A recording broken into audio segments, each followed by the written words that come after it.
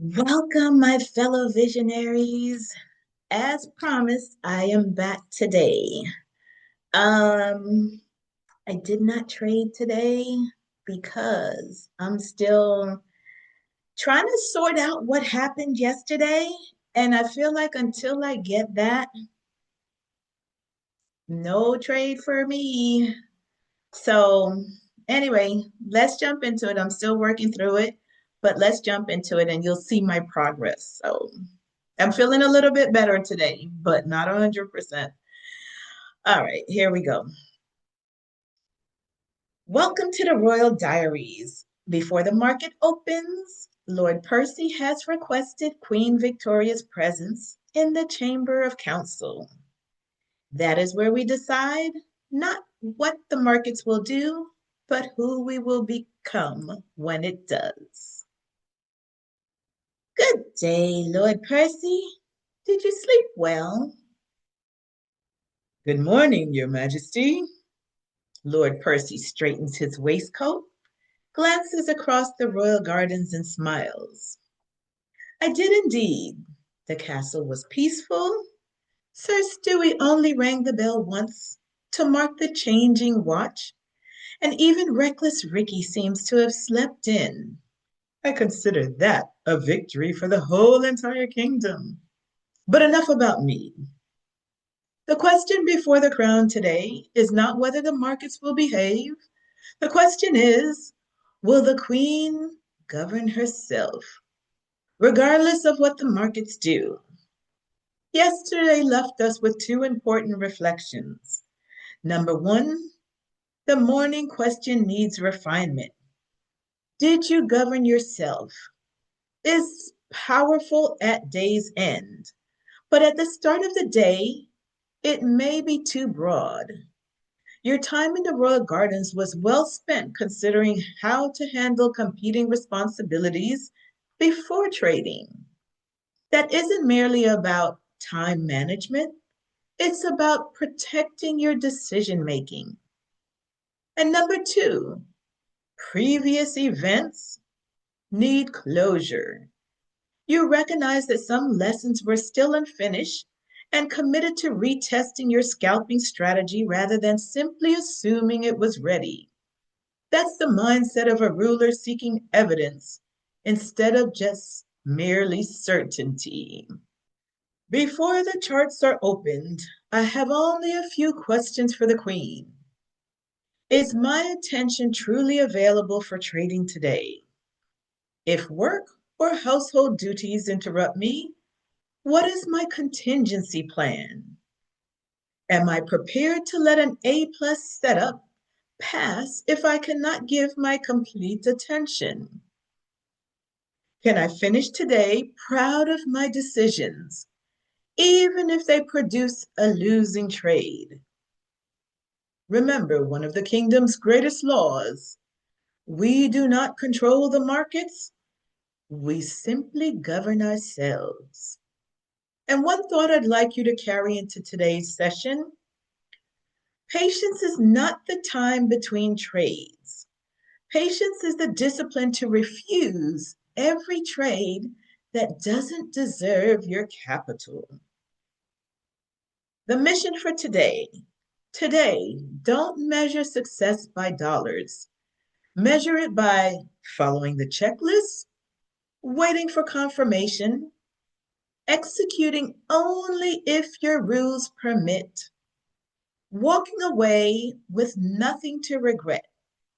If no trade appears, that is still a successful day. Now then, shall we light candles in the chamber of council and see what the daily, 4-hour, and 1-hour charts are telling the kingdom this morning? Lord Percy, I'm glad you mentioned our time in the Royal Gardens yesterday. Later in the evening, I took the Dukies into the Royal Gardens and allowed my thoughts to lead me to better awareness. I had an epiphany that what I need to hone is time and temptation. When I speak of time, it's even bigger than Do I have enough time for the responsibilities that await me? It's also time in the sense of what am I demanding of the markets? Every day we open the war room and sit and wait as though the market is expected to perform and entertain us during a certain session. Nonsense. The markets owe us nothing other than lessons. Next is temptation. I realize that I need to guard myself from temptation.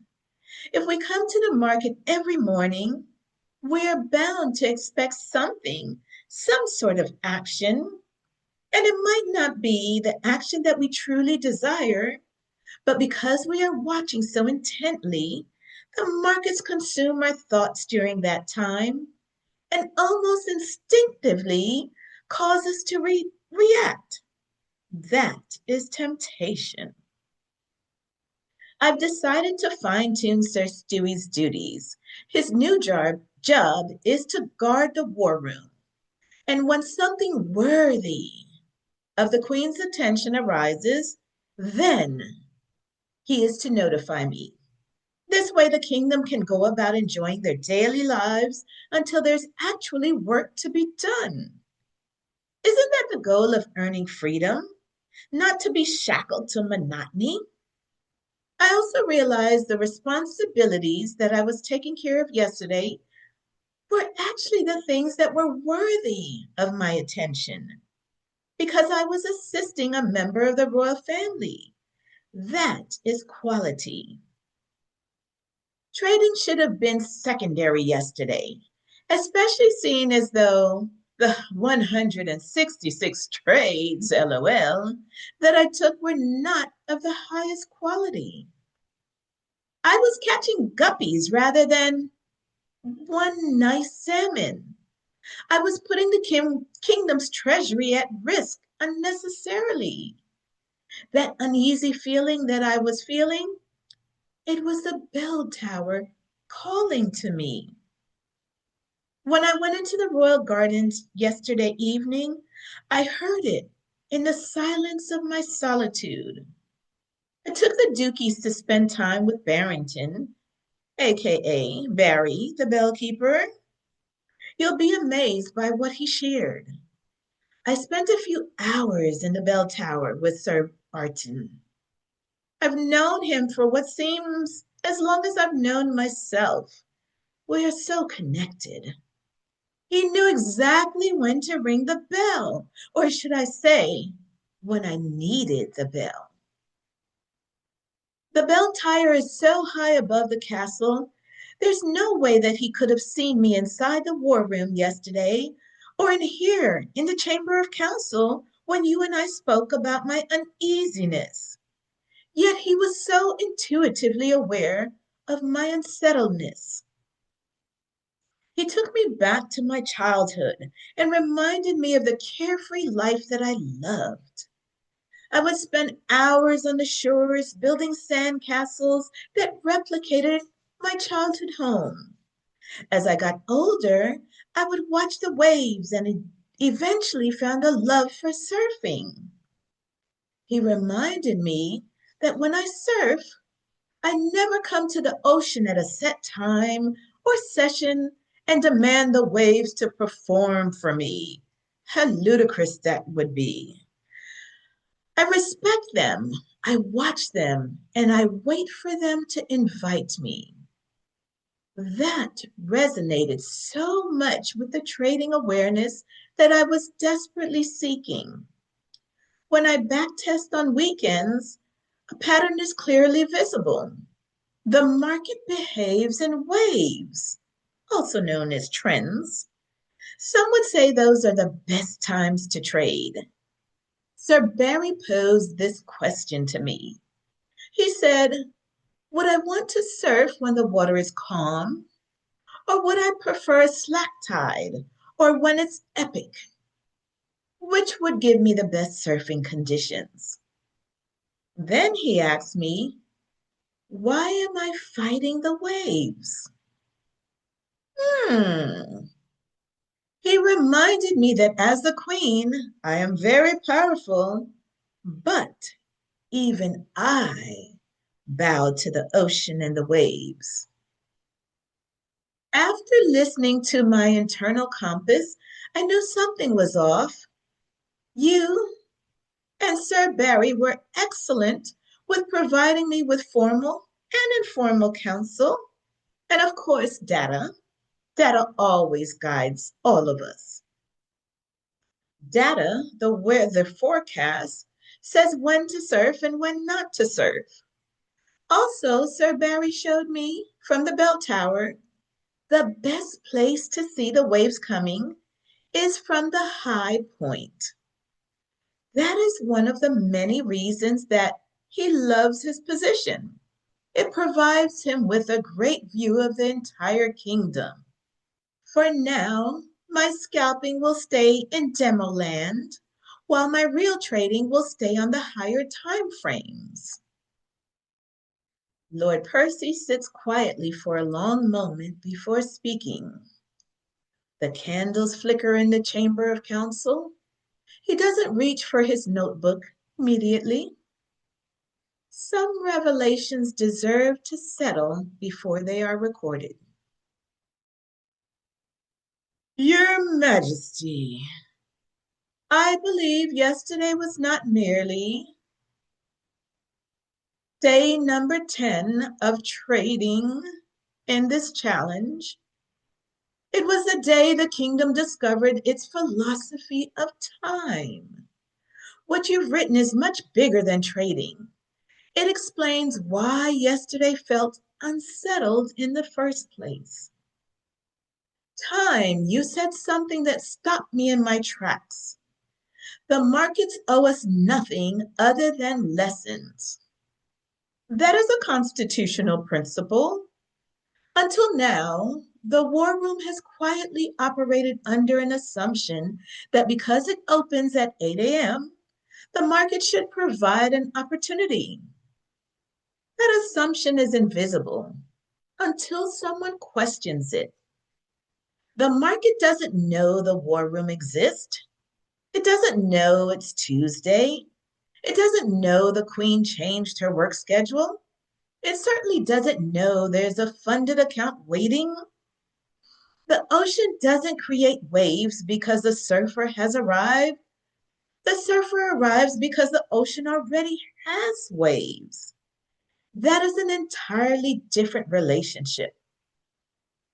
Now, I loved your analogy of guppies versus salmon. I laughed when I read 106 trades. Wouldn't that be something?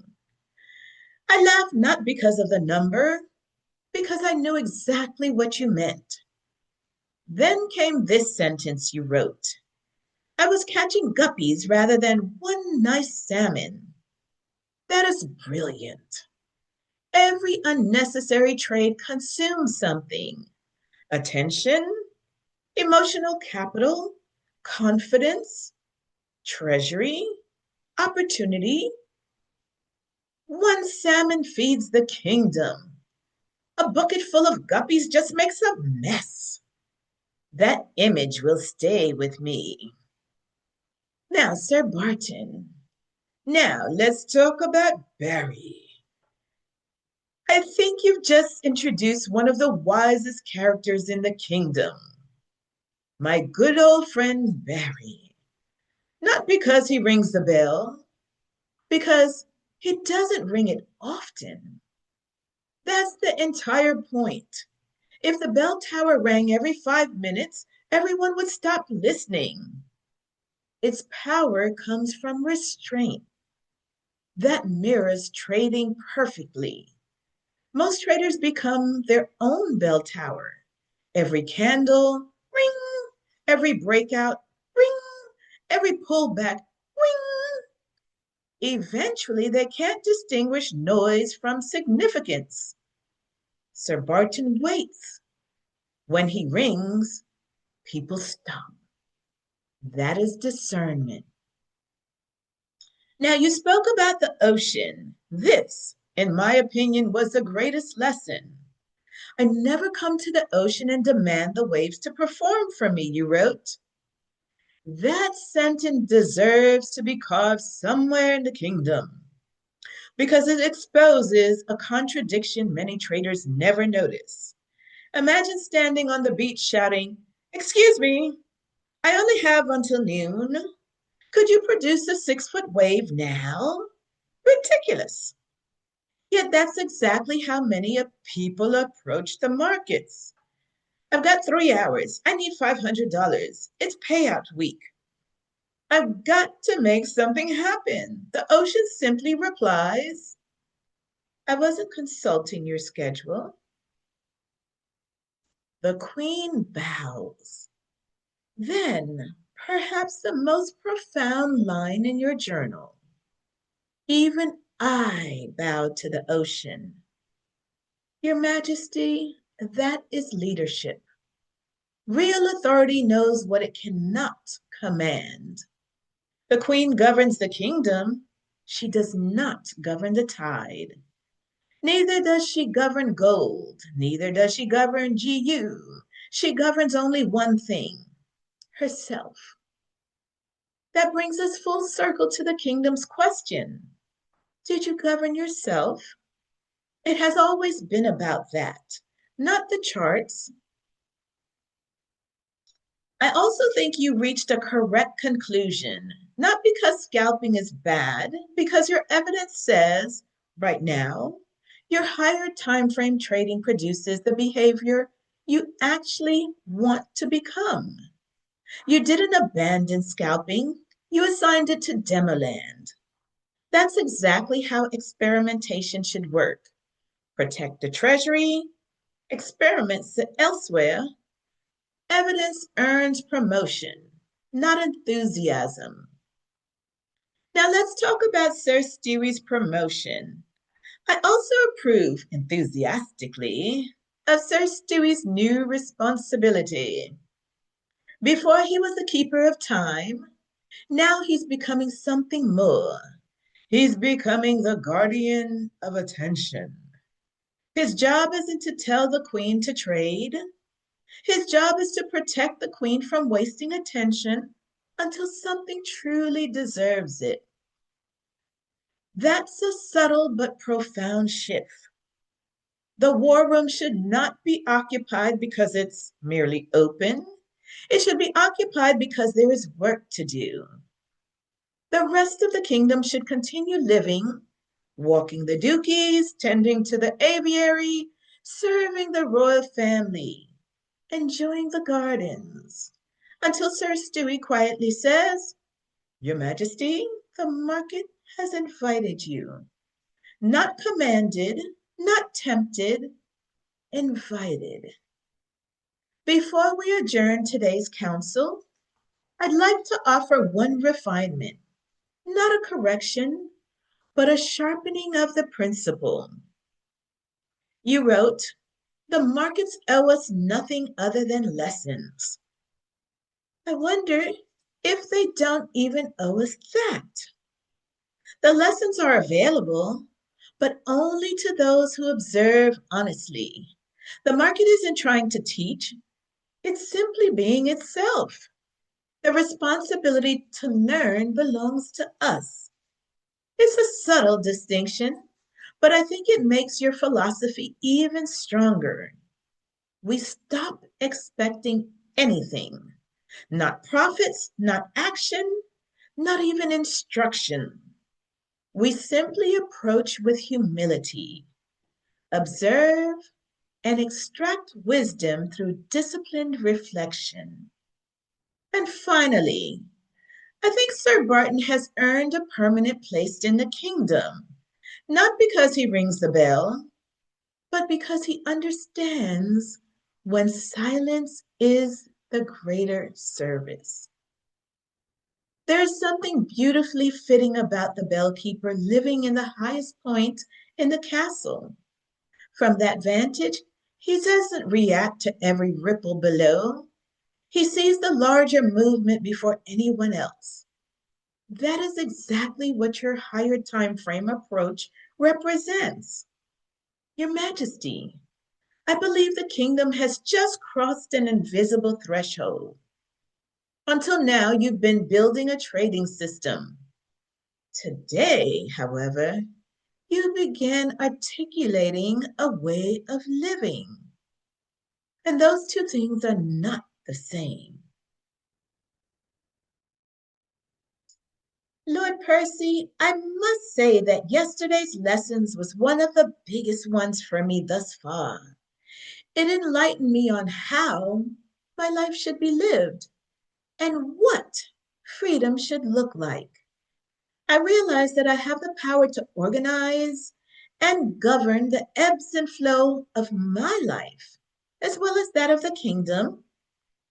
I am issuing a royal decree that the kingdom is to allow their internal compass to speak a little louder, and if there is anything that doesn't feel right, it should be brought before their leader for discussion, consideration, and clarity.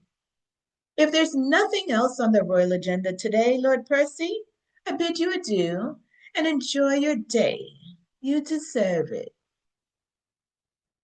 Lord Percy rises from his chair, places a hand over his heart, and bows deeply before the Queen.